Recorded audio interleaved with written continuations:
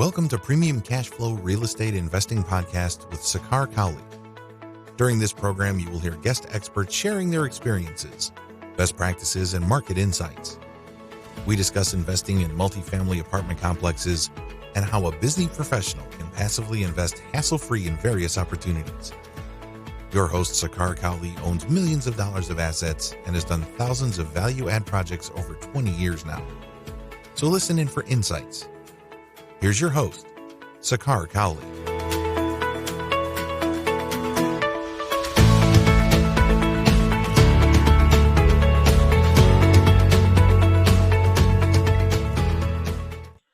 Welcome to another edition of Premium Cashflow Podcast. Today we are going to talk about due diligence and how important it is to do in commercial transactions. Today I have a favorite veteran guest, Brian Hennessey, who is a powerhouse in this arena. Brian is a 35 years veteran in commercial real estate. He has done due diligence on many assets ranging millions of square feet. He has done 2 billion with a B in sales and leases. He is the author of the #1 guide, Due Diligence Handbook for Commercial Real Estate. He has a couple other books, How to Add Value Handbook for Commercial Real Estate, and one more, the Residential Agents Handbook for Commercial Real Estate. He teaches courses. He has his own video course program as well that we will talk about further. Welcome to the show, Brian. I appreciate your time. I'm looking forward to this important conversations we're going to have today. Well, thank you for inviting me, Sakar. It's a great pleasure, and I'm Thank you. The pleasure is ours, and with knowledgeable guests like you, we all get to learn. This is a topic that is core to my heart as to how we do due diligence, how we value assets, what to look for. So with that, Brian, I'm very much looking forward to this conversation. To get started, Brian, give us a brief background about how you got started and how you sort of came about, realizing that, hey, due diligence can be such a core topic that has become a passion of yours that you teach others as well now. Sure. Well, how I came upon discovering just how important due diligence is I had been a commercial broker for 18 years when one of my clients who I had sold property to had started a real estate investment firm. And he asked me to come aboard as his vice president of acquisitions and dispositions, which I thought would just be a natural slide since I had been a commercial broker for 18 years. So when I got over there, the first couple of transactions that we did were couple of large office properties, which we were buying from a Canadian investment firm. And what happened was the vice president who I was interfacing with on the sale of those quickly surmised that I was new to being a buyer of large commercial office buildings. And he decided he was going to take me to school on it, which he did. And I found it to be an extremely stressful scenario because here I was trying to keep track of all the information that I had to cover, meaning the financials and the reports, the leases, all the reviews of all this information, dealing with the mortgage broker and the lender and the real estate attorney and the accountant and the investor and his investors. And it was just, I had all these legal pads on my desk. I was writing, all the questions I was asking and who owed me what information and what else I needed to ask. And as the escrow was nearing the end of the due diligence period, the heat got turned up, and it was just, I would go home at night and I just lay awake thinking about what information I hadn't collected yet and who I still needed to ask questions of. And I just couldn't wait for the escrows to close. It was just so stressful. Absolutely. And then a couple of weeks after the escrows had closed, I was coming into the office and one of the gals said, "Hey, the investor wants to speak with you." So I went into his office and he said, "Take a seat."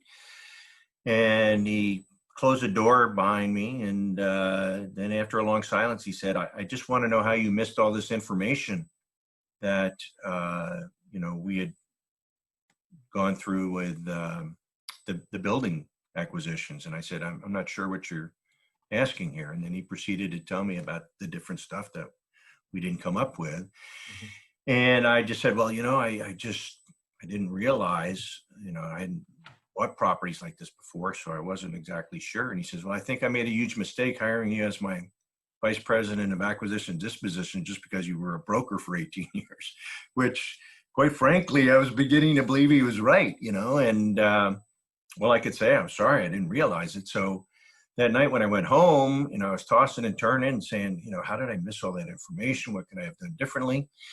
And I decided right then and there, when I got into the office, I was going to start my reference manual for doing due diligence, and where I would write down all the issues I needed to review, the questions I needed to ask, the checklists I needed to create, and all those things.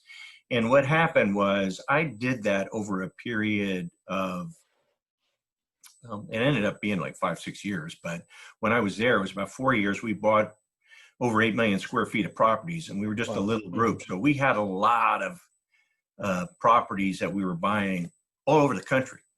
I was on a plane a lot, right? So I had a lot of lessons that I was learning, some from, big institutional sellers and what have you.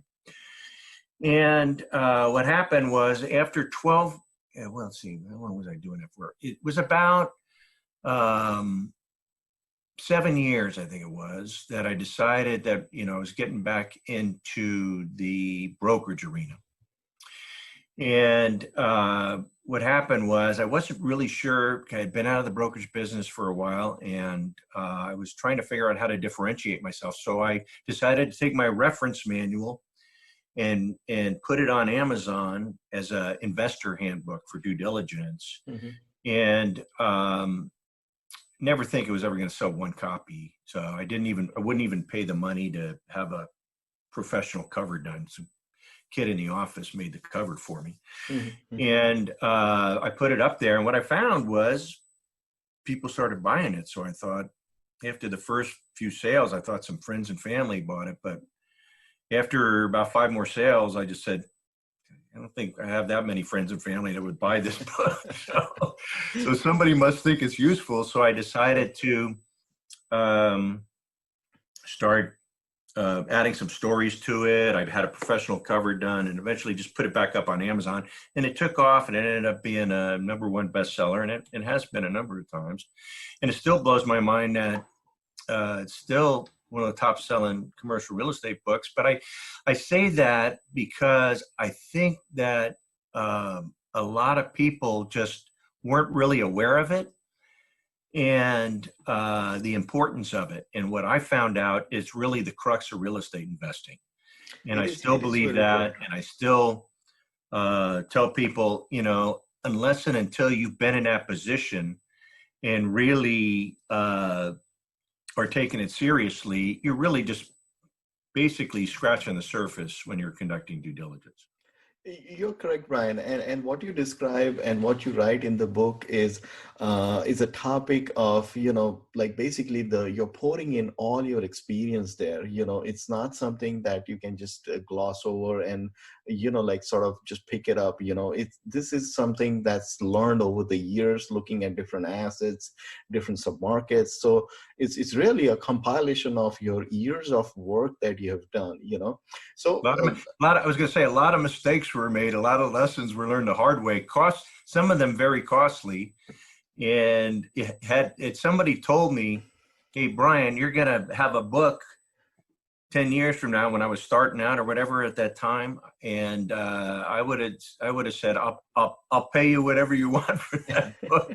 If I saved me all the headaches and the stress and and all the humiliation I had to go through to learn all that Sure, stuff. sure. And this is the real stuff. I mean, like people make mistakes and they learn, but it's important to kind of understand that, hey, this is the guide that's available, to make good use of it.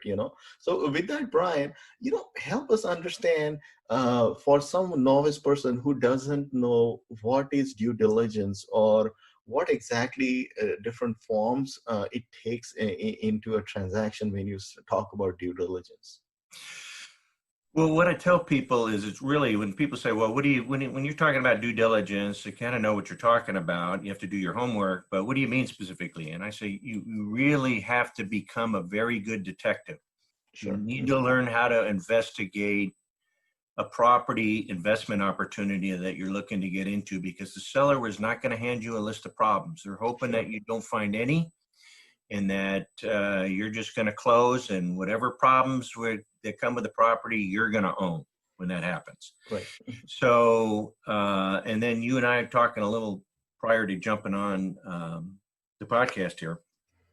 We were talking about that. I tell people, rarely is a property valued the same when you sign the contract than it is at the end of the due diligence period if you've done your proper due diligence on it. Right, so right. It's really how you find out about the true value. You're literally eliminating most of the risk, if not all of it, hopefully.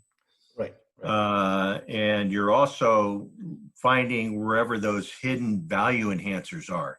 And Sure. To me, that's a big part of the whole thing, because quite frankly, I want to know where I'm going to make my money on the property before the end of my due diligence.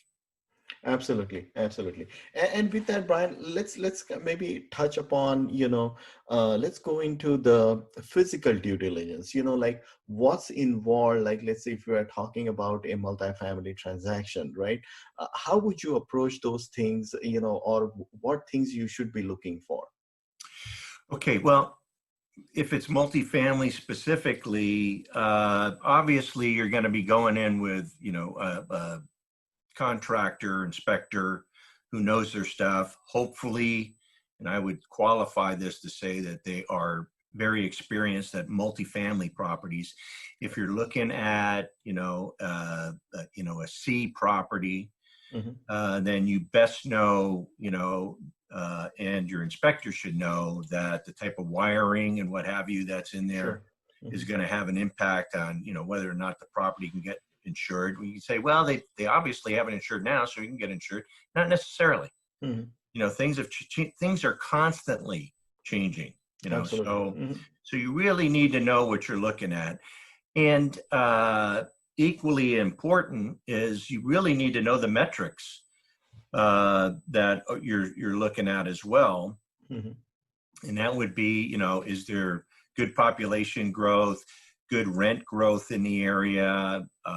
What's the job growth? Which, like we were talking about earlier, this pandemic has created a whole other scope of investigation that you need to do. Right. If anything, you need to be even more diligent about doing your due diligence, because absolutely you don't know what you're getting into. Everything's morphing into different things. You could end up repurposing the property. There's just a myriad of things that we're going to be finding out as time goes on. Right. Where all this is going to play out. I think for multifamily, it will end up still being, a top investment genre, but that doesn't mean to say it's not going to have potential issues and problems and pitfalls that you need to be aware of, because just because it's multifamily doesn't mean you're going to be making a bunch of money on it. Sure, absolutely. And as you touched upon, Brian, there is the sort of the submarket analysis as to, like what's your population growth, where the jobs are coming from and things like that. So are you maybe suggesting, Brian, that due diligence for investors comprises of starting from that point zero, that, hey, you're understanding what the market is doing and how your sort of, for lack of a better term, all the investors are buying these viable businesses, like whether it's multifamily or self-storage or commercial, other assets for that matter, they are really buying the businesses, right? So for them to understand the viability and the sort of the projection of the performance of these things, So are you suggesting, Brian, that investors should start looking from point zero regarding the submarket and what the forecast is going to be? Absolutely. There's no reason to even start getting serious about it until you've done your homework with that. I see. And once you're convinced that, okay, I like the area, I like the metrics, it all seems very positive to me. Now, is this particular investment opportunity that I'm looking to invest in, how does that fit into the market and the submarket and its competitive set? And how does it stack up against that? And then if the numbers and everything start lining up and you're feeling comfortable about the way it's feeling and looking to you, then you could say, let me make an offer on this. And that's really the beginning of the other part of the due diligence component, which is the physical, mechanical, and the leases and the financials and all that stuff that comes with it. Right. Then you can start, drilling down and really, getting into the nitty gritty of it, because you're already sold on the marketplace. Sure. Feeling comfortable with it. Now you just got to make yourself comfortable with the asset you're looking to purchase. Very true, very true. And speaking of physical due diligence, then Brian, that what sort of systems and people and other components that you kind of tell people that what they should be looking for in a physical due diligence phase? Well, the first thing I tell them, is make sure you're hiring a very, qualified inspector, contractor that, and if you have not used them before, or if you're in a market that you're not totally familiar with yet, make sure you do your due diligence on them. Ask them for some sample reports. Ask them for some references that you can call. And once you're comfortable with that, then you can move forward. And I've had people say, well, I have a contracting background, so I really don't need to use anybody. Let me tell you something. There's another reason why you want to use another third party. It's because when you get the narrative on it, the report, and you got to go back to the seller and you have to justify a justifiable discount on the property, you want to be able to send them that report and say, here's the report I got, and here's why I need the discount I'm looking for. Take a look through, and it's not my humble opinion about it. I hired somebody and paid good money to make sure that I had somebody that knew what they were looking at to give me the advice. So it's much easier for the seller to swallow than it is if you are popping up and saying, hey, I went and we did the due diligence and I'm going to need $150,000 discount on this thing because there's just too much work. Right. No, that doesn't, that's free. That's not going to look professional. It's not professional, right? Right. And also, Brian, one of the inherent and important factor is the building age. The age kind of dovetails into, okay, what systems are there, heating, cooling systems, or the wiring, or the plumbing, and things like that. And personally, since I have, all our portfolio is a lot more vintage and we've done a lot of renovations, we understand, okay, what a cast iron drain pipe is versus a CPVC pipe, or perhaps the new electric versus a knob and tube, or the new square D breakers versus a Federal Pacific stab block breakers, and things like that. So those are all important, aspects, in my opinion. So in a commercial world, speaking of Brian, like, how have been your experience regarding the age of the buildings for, like, let's say, the bigger industrial properties or office properties for that matter?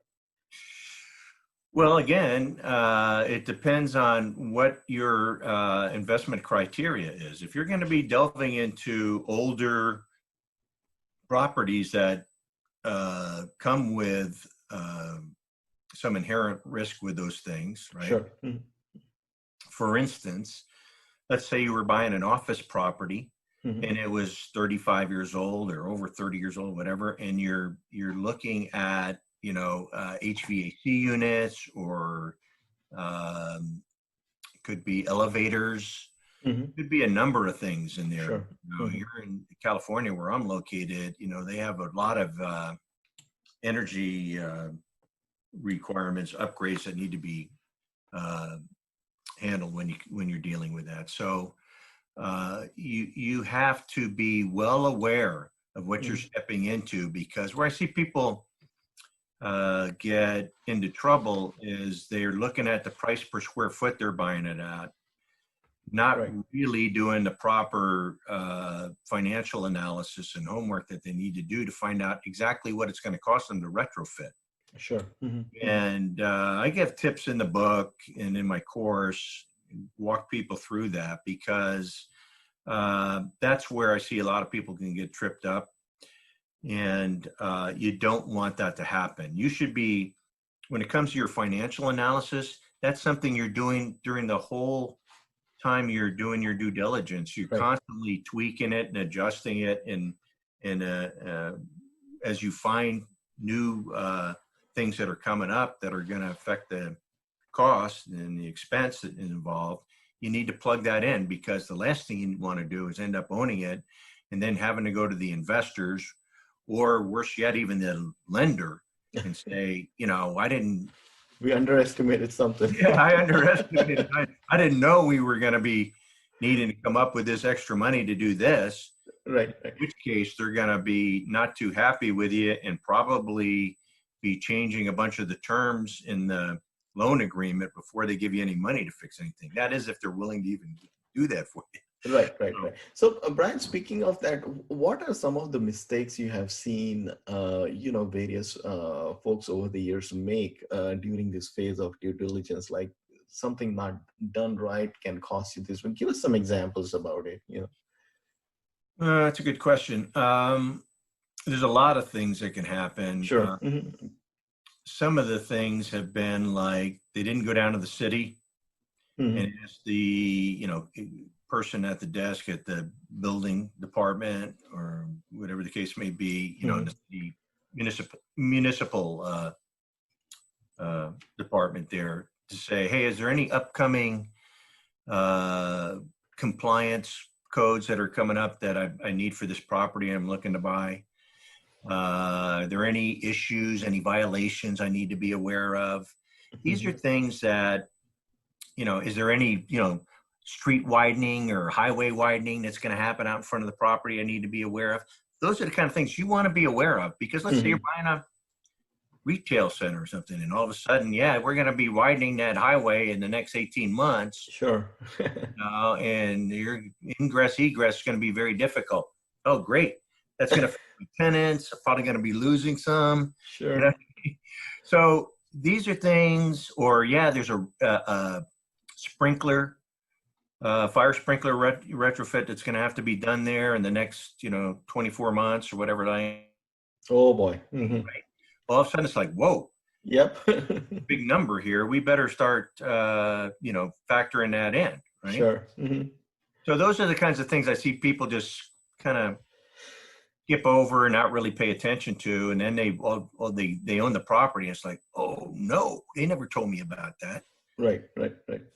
Oh, that's true. And speaking of financial diligence, right? You're typically reviewing the leases and things like that when you're buying the bigger assets. Like, give us some idea regarding, what things to look for, from a leasing, like a financial audit of sorts. Sure. Things you want to be aware of, if you're buying, let's say, a multi-tenant retail, office, industrial, it doesn't really matter, right? You want to be going through the leases and looking for anything that's going to affect the value of the property once you own it, right? I'll give you some obvious type of examples, like government buildings, like U.S. post offices and things like that, right?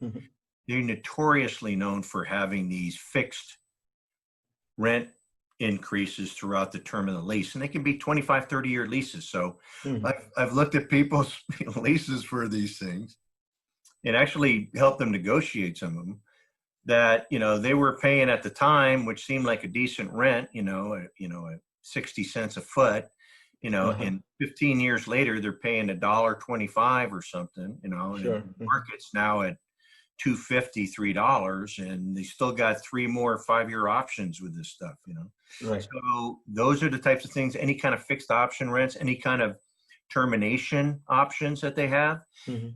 Let's say you're looking at a tenant and they have 5,000 feet, but they can terminate the lease and it's a 5-year lease or 7-year lease, whatever the case may be, but they can terminate the lease in 3 years.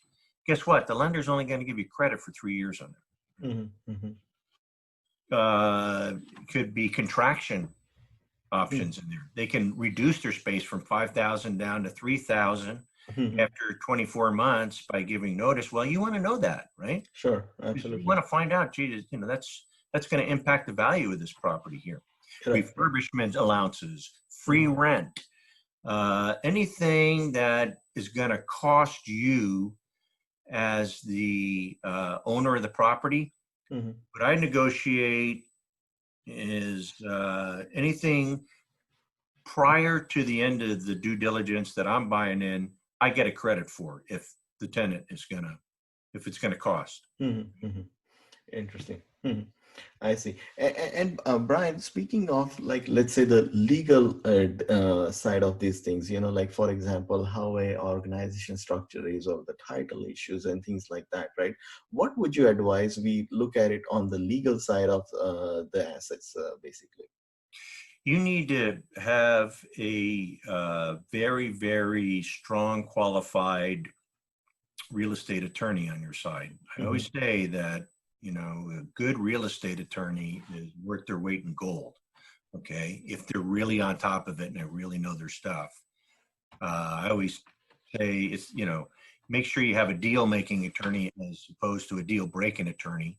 Mm-hmm. And when people say, what do you mean by that? I say, well, a deal breaking attorney will always have a problem for every solution, right? They don't come up with creative, approaches to, hey, we can't live with that, but here's one way we can do it that might work out for all the parties involved, And then I say you're also better off sometimes using a senior partner that costs more money than having one of the junior partners work on it while he's learning on your dime, right? Even though he costs Right.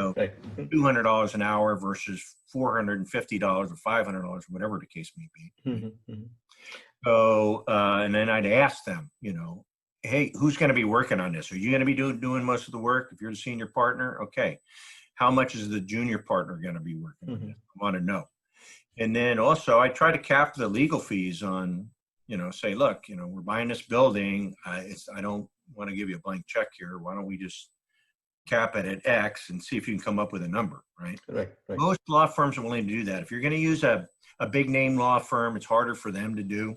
They don't want to do that. In which case, I'm saying you're really kind of squandering your money if you have to use a big name law firm for it. You know what I mean? Unless you're just a big name institutional buyer and your investors are paying for it, and that's what you want to do. Right. And one of my favorite things, Brian, is to look for value add opportunity, like looking at the trailing 12 or T3 statements and finding out some anomalies to see that, hey, perhaps they may be paying a whole lot more for contract services or perhaps the payroll, or can I maybe somehow bill back the utilities to tenants and things like that.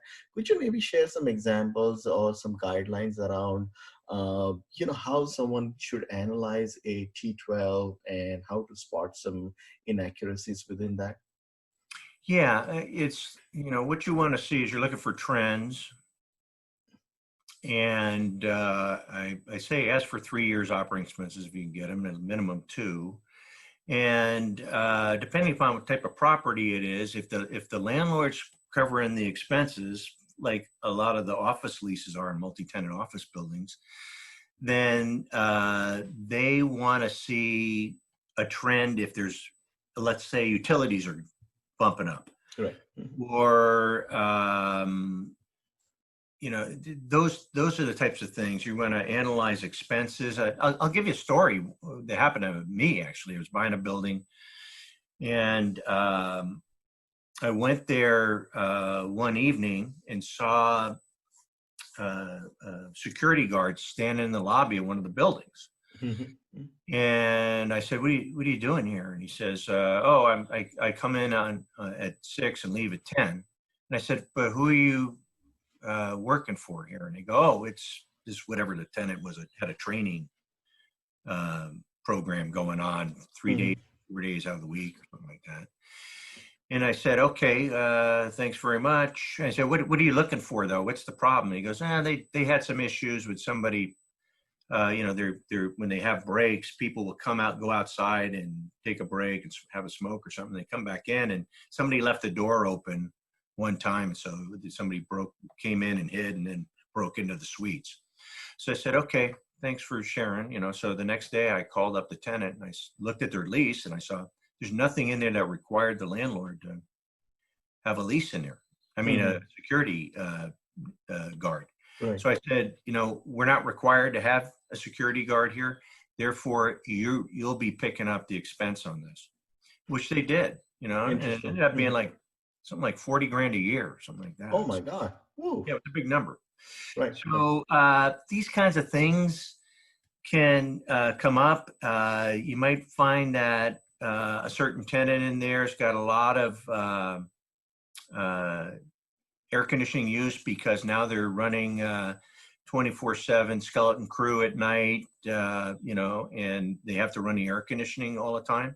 Sure. The landlord's paying for it. Let me tell you, that can be a big number. So you want to scrutinize the leases, make sure that, it states in there they only allowed a certain amount per square foot. A lot of them will say.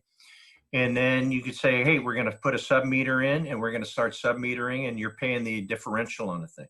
Right. So you can recapture this. But the crazy thing is, what I tell people, you'd be surprised, these little savings that you're picking up, some of them not so little, go right to your bottom line. Because if you're saving absolutely $50,000 a year, go ahead and 6-cap that one. Oh yeah, absolutely. You money. Yep, absolutely. Right? So you're really on it. You're, you can create a lot of value very quickly. As you know, in multifamily, if you can go in there and you're just bumping the rents, sure, $35, $45 a month because you went in there and you cleaned things up, fixed them up, and you have the ability to do that. You can raise the value on that very, very quickly. Absolutely. It's all about, I guess, optimizing the NOI, as you said, like whether you raise the rents or reduce the expenses, or maybe perhaps add some amenities. Both. Yeah. Absolutely. Yeah. Sounds great. And speaking of financial due diligence, Brian, I know lender plays such a crucial role into these things, right? Do you advise investors to always have a relationship with a good lender that you can always kind of back on and start that relationship? How would you advise that the lender plays the role into this arena?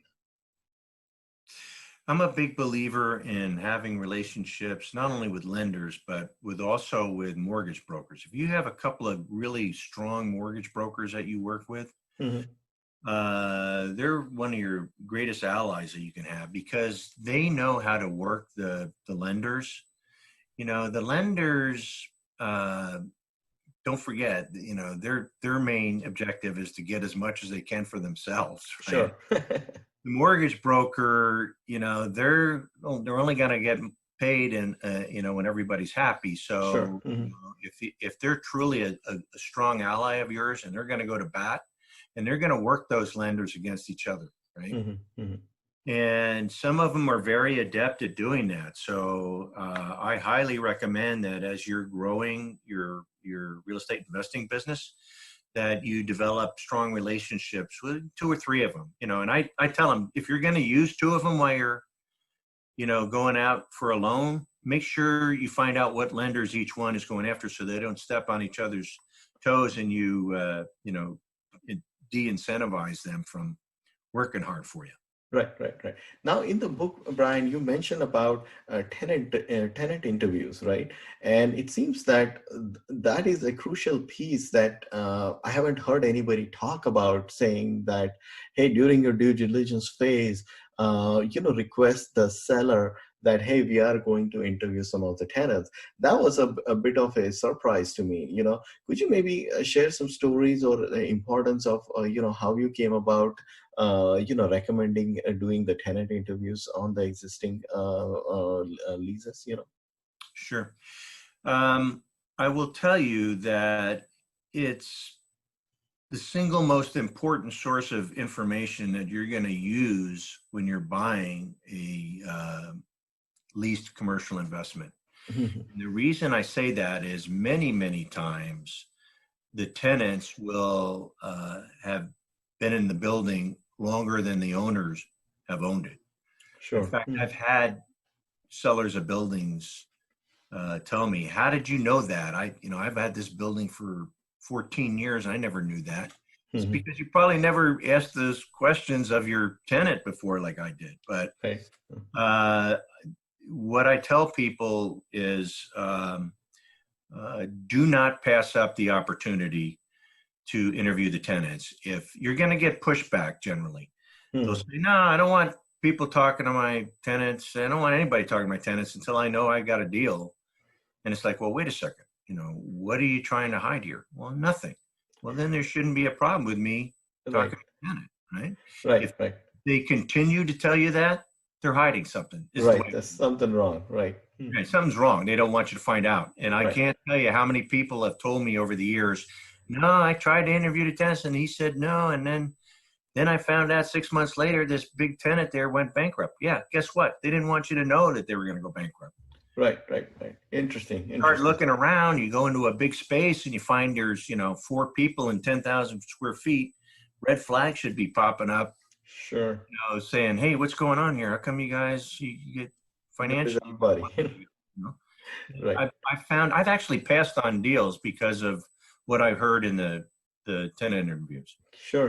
Give us, if you don't mind, Brian, give us some examples or some things that you have seen in your career, because it sounds like it's from the tenant interviews, it's such a crucial piece, and tenants or people in general love to talk and share. Could you maybe give us some samples around it? Sure, absolutely. One of the, for instance, if you're going in and you're talking to them and you'll say, "Are there any security issues in the building or in the area here that you can tell us about? What are some of the main problems that you've seen happen with the building here? What would you make different here? You had the ability to change some things in the building. What do you think the biggest challenges are here? Why did you pick this building over the other building?" Those are the kinds of things you're asking them, right?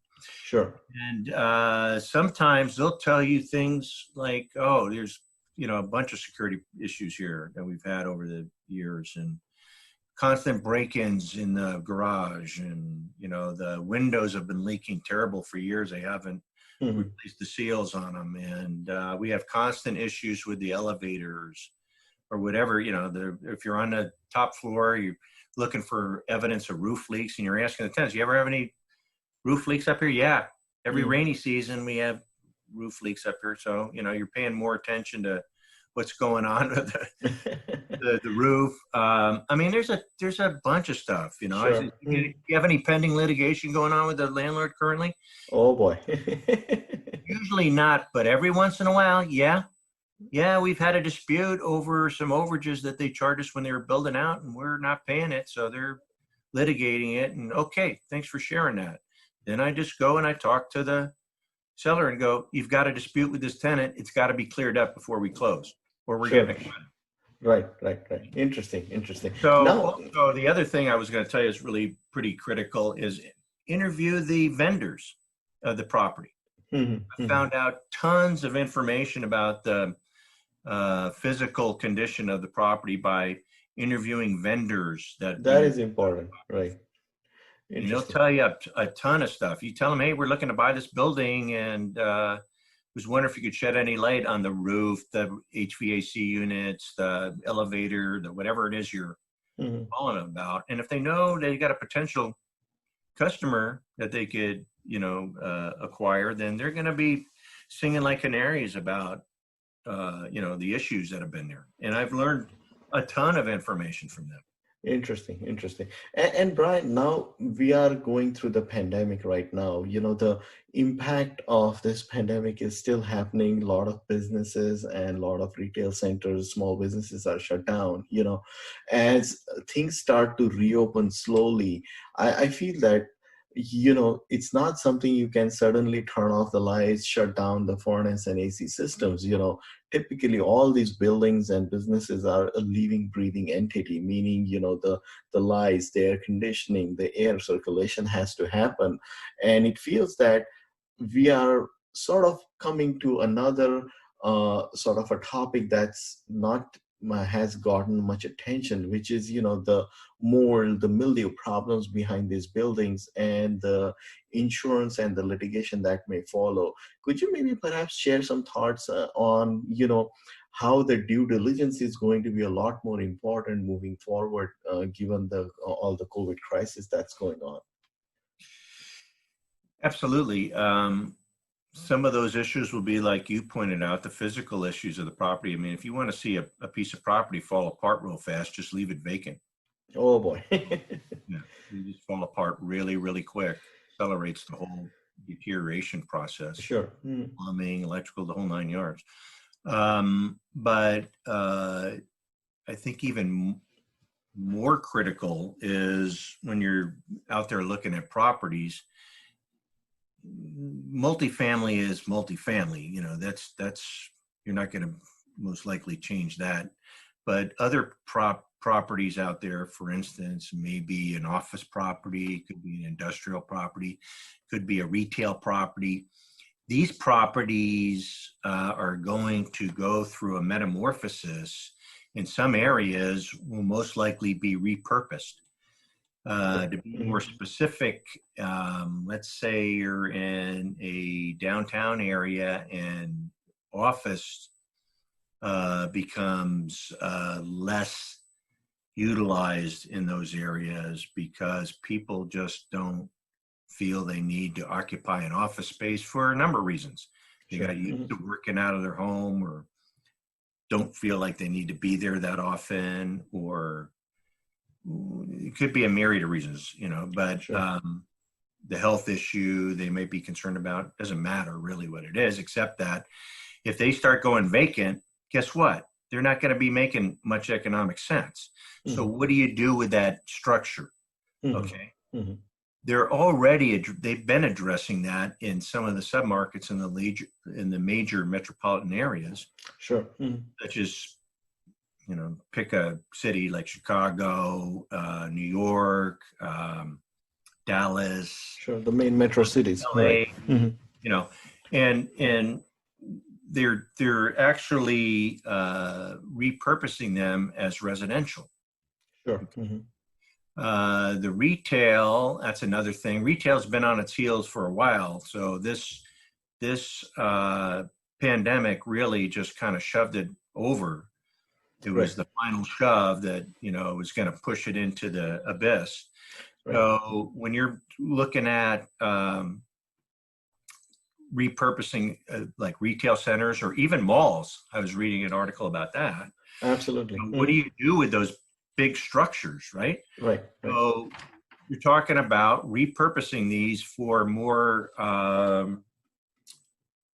service type uses. For instance, since you're already parked at a higher parking ratio on a retail center, let's say 5 per 1,000 square feet, it actually makes sense for medical uses to be in there, right? Whether that be dental, medical, you're already seeing it anyway, but what's going to happen is it becomes more prevalent. And so those are going to be changing up. Industrial, they've been already repurposing for a while now to like creative office and other types of uses that haven't been typically used as industrial. So when you're looking at these properties, you really need to get outside the box, right? And Sure. that's, oh, I'm buying a retail building. Okay, it may be retail, but may end up being a medical service center, right? Interesting. No, I know it has all this has a clear financial impact. And on a related topic, Brian, I love to get your thoughts around, so many businesses have shut down, or, let's say a lot of residents are experiencing job loss or hours being cut and things like that. In turn, that has been reflected on the balance sheets, right? So when we see the income statements of these properties, it sounds like in the next, let's say, 12 to 24 months, I think everybody is going to hone in upon, hey, let's find out what this asset did in, like, let's say Q1, Q2, when the entire pandemic was still, sort of ongoing.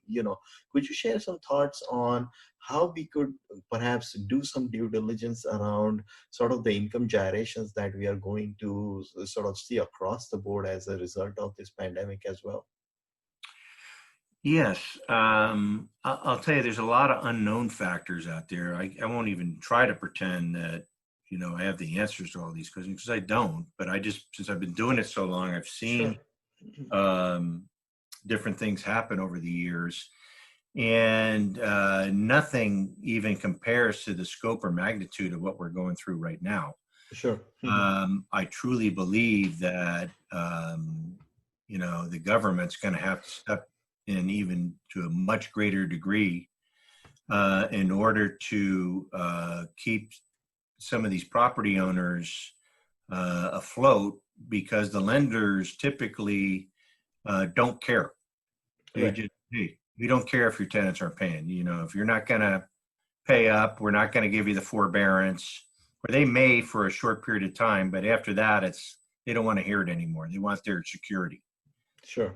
Right. So to think that they're going to, be empathetic towards your issue, they're not. I can promise you that.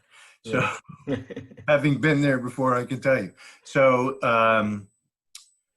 what I would say about that is if the government can't step in and say, look, we'll guarantee their loan for X amount based on whatever the financials are, or the appraised value, or whatever it is, we're going to see a bunch of properties going back to the lenders regardless. Okay. Interesting. So will there be deals out there to be had? I'm sure there will be. You need to be careful about what you're buying, because just because it's a deal, yes, very much so, because you don't know what you're going to be ending up with at the end of the day unless you've really, really done your homework and feel quite comfortable. Even before all this, it was becoming much more micro submarket oriented. And what I mean by that is, just because you were buying, and let's say a market like Los Angeles, which is a huge market, doesn't mean you're going to be making a bunch of money because you bought it at a cheap per square foot price. No, I can show you buildings that have been sitting vacant for decades here. Okay.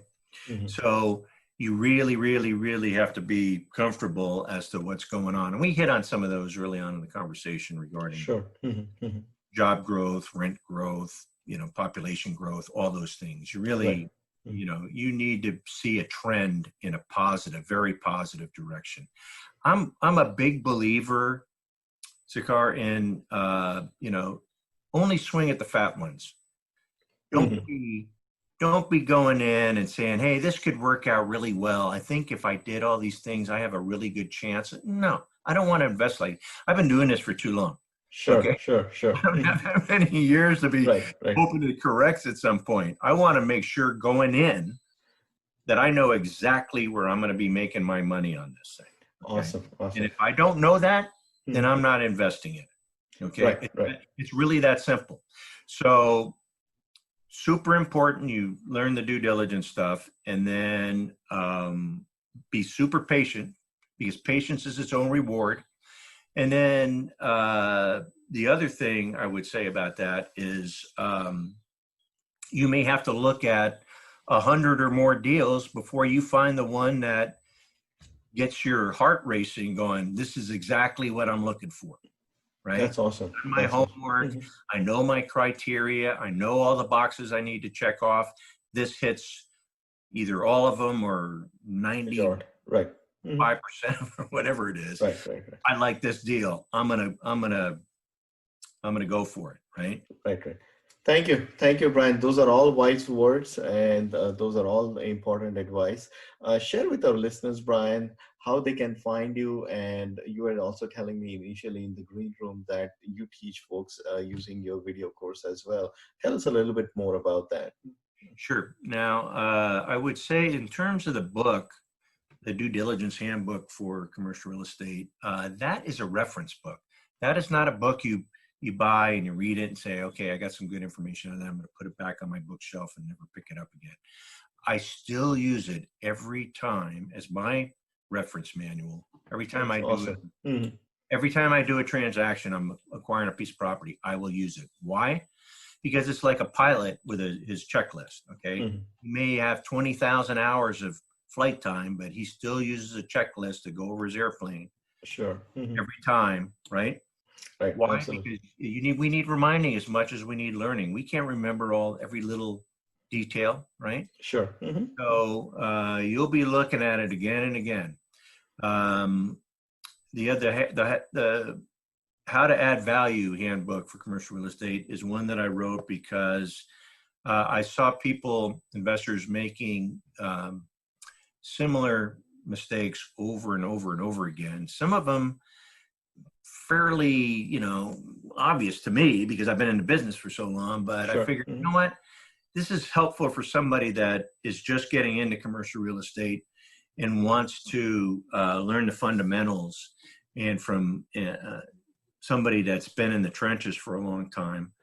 And it's good examples in there of leases and investment stuff. And there's just a bunch of stuff in there that'll really help you to create value with commercial real estate. And then the other one that you had mentioned was the Residential Agents for Handbook for Commercial Real Estate. And I wrote that because I've seen so many residential agents involved with commercial deals, and a lot of them are winging it out there, which is dangerous for not only themselves, but especially for their clients. Sure. So I figured if you're going to do this, once you learn the fundamentals, and then you can build it from there. Right. And who knows, you may decide that that's what you want to do full time, right? Right, absolutely. But it's also a good way to actually earn additional stream of income in your business. So absolutely. And share about the video course, correct? Yeah, the course. The book was out there, and I was doing seminars and webinars, which by the way, I still do. People would always say, do you have some kind of video course or certification program or something that? And I said, I don't, but I'm going to do one someday. And I finally decided I'd do it. So I put one together, and it walks people through 16 modules. It also has, sample forms on there. It has action item lists, glossary terms, PDF of all sorts of stuff in there that helps people to, if they're not familiar with it, then it's a great place to get a foundation. If they're already in it, it's a great enhancement to what they know. And it's on my website, which is, you can get right to the courses at courses.impactcoachingsystems.com. That's courses.impactcoachingsystems with an S.com. And Impact Coaching Systems is the website. Interesting. And then for your listeners, I'd like to offer a 20% discount on the course. And all they need to do is put the code in DDHB. That's DD Due Diligence, HB for handbook, the number 20, and they'll automatically get a 20% discount off the course price. But I highly recommend people learn this stuff. It'll pay for itself exponentially. I tell people, if you're not getting at least 10 times what you're paying, which I know it's much, much more, but if Absolutely. I use a number like 100 times, people start looking at you like you're Oh, making. absolutely. But no, it's well worth learning. You will be a much more confident and informed an intelligent investor once you learn this stuff and get going on it, because you've taken all the stress out of it. I tell people having and adhering to a proven system when you're doing due diligence allows you to do it faster, easier, more efficiently, and you're less likely to miss something. Absolutely, and I think that checklist is what you kind of walks through, and the pilot analogy I really liked what you shared, Brian, is that you're still going through step by step. It doesn't matter how many hours you have flown. This is the guide. This is the checklist you go off of. So thank you, Brian. It's a pleasure to always interact with you, learn from you, your expert advice. I look forward to many more such sessions with you, and thank you for your time today. Yeah, Sakar, thanks for having me on. I really enjoyed it. Thanks very much. You. Thanks for listening to Premium Cashflow Real Estate Investing Podcast. Please join us at premiumcashflow.com to sign up for weekly updates, research articles, and more. We will see you again for another great interview with an expert guest.